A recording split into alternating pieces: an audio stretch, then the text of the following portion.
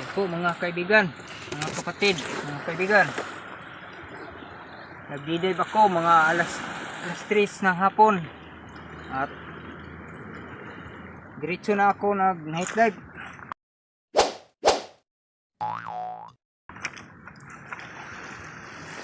Kahit kunti lang ang isda, salamat sa Diyos, nakakahuli naman. Yan o. Nagdala ako ng tawag nito, porcupine fish. Edible po yan. Nakakain po yan. Ito po yung huli natin ngayon. Salamat sa Diyos at dumadami kunti. Hindi na masyadong makakabinta na tayo nito. Lagyan natin sa ice bucket dahil masira. Yan, makakaulam pa tayo at makakabinta pa tayo. Yan kahuli ako ng ito lapu-lapu. Grouper. Mga medium size na grouper. Ayan, mga medium size to kung maliit lang. Dagdagan ko pa ito mamaya mga kaibigan. Yan Yan, kakabinta tayo nito. Kakabinta tayo nito ng mga 1 kilo. Pambawi sa gasolina kasi mahal ang gasolina at akit pa tayo dun sa bundok. Ito, ulamin namin to. Papakita ko sa inyo sa hulihan ng bidyong ito kung paano namin to lulutuin, paano namin i-prepare. Tinusok ko sa pana kasi dati pag nanguhuli ako ng ganito ilagay ko sa bangka. Ngayon wala pa tayong bangka. Porcupine fish po yan. Nangangagat po yan. Ilang bisis na akong nakagat niyan. Kasi wala tayong ibang mahawakan ito maraming tinik. Yan. Maraming tinik. Minsan nahawakan ko dito. Sakit ng kagat niyan. Di pa naman yan nang bumibitaw agad. Para kang kinagat din ng tao niyan. Masarap yan, gataan yan. Alright, ayan po mga kaibigan, yung nakahuli naming tagutungan o porcupine fish. Nakarating na po siya sa bundok. Ayan, at lulutuin namin.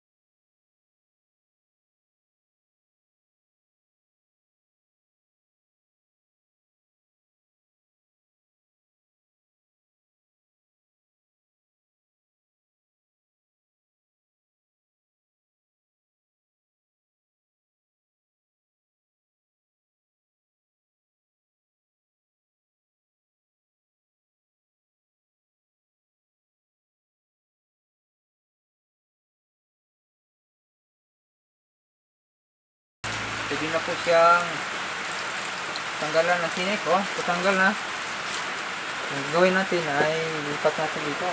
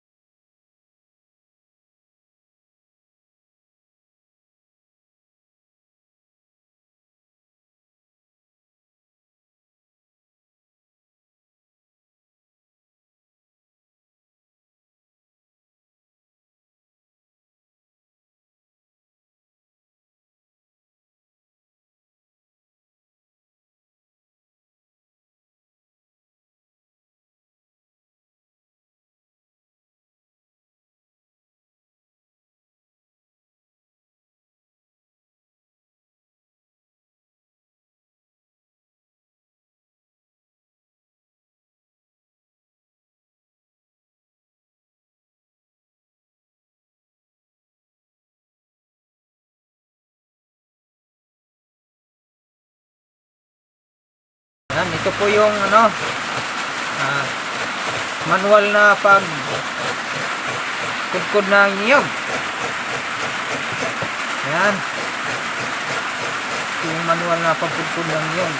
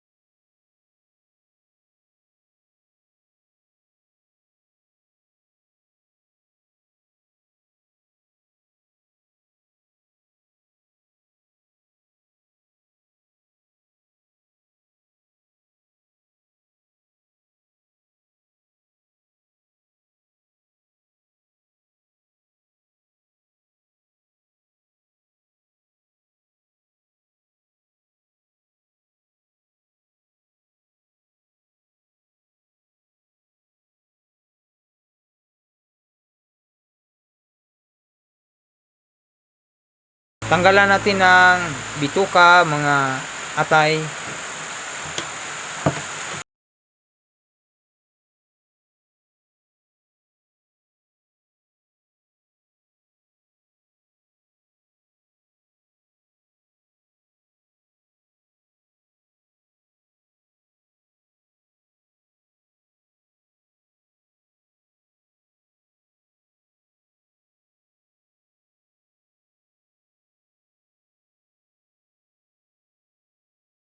Kabutungan. Yan po ay balat. Yan, atay. Yan ang atay. Kunti lang po ang laman niya. Ulo at saka ano lang ang malaki. Balat niya. Yan ang tubig. Yan din ang suka.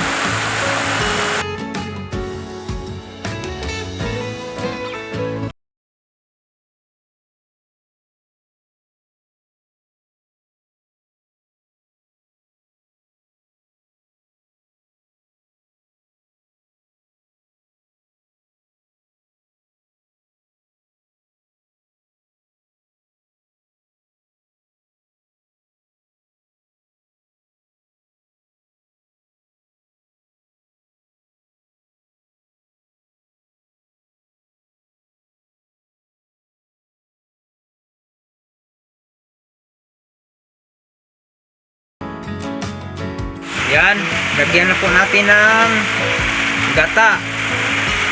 Tuno sa Bisaya, gata ang ilagay.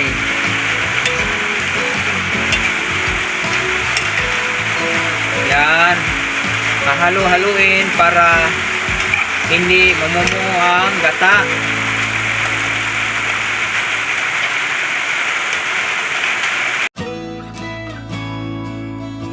Ayan po mga kaibigan, ito na po ang ginawa nating ginataan na tagutungan. Yan po yung balat niya, oh. Yan, balat niya. Yan, masim-masim at may kunting anghang dahil nilagyan natin ng sili. Yan, oh, yung sili, oh. Yan, sili yan. Sarap. Yan. Tikman nga natin, ha. Tikman natin, ha.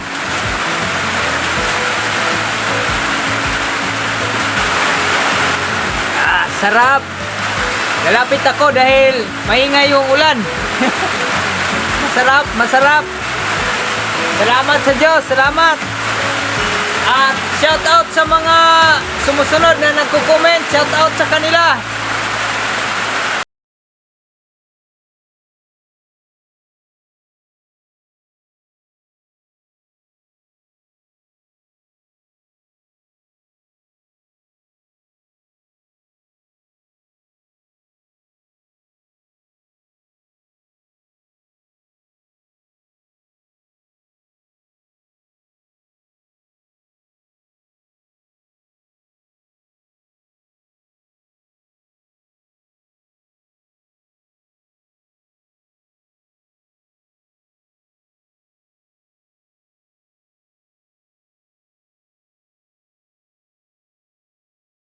po sa Diyos!